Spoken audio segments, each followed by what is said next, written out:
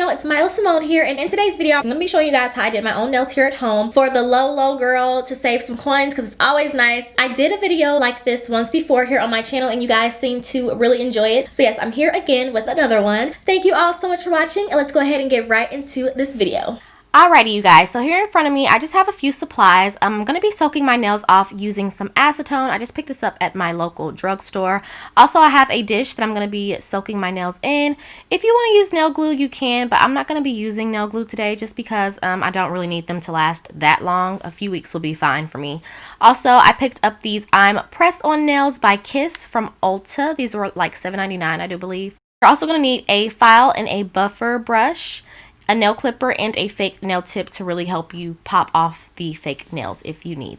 Okay, so the first thing I'm going to do is pour the acetone into the dish, and before we begin soaking the nails off, I'm going to go ahead and cut them down as low as I possibly can. This is just going to save us some time and make it much easier when soaking off these pre-existing fake tips. I know that you're somebody else's guy, but these feelings that I have for you I can't deny. Treat you the way you wanted to. So come on, stop running. I wanna get with you. So the next step right here is optional. I just needed a little bit of assistance taking these nails off because they were definitely being super stubborn. So I'm using my Melody Susie nail drill that I ordered from Amazon.com. I will leave all the information to that product down below in the description box in case you guys are interested in purchasing one.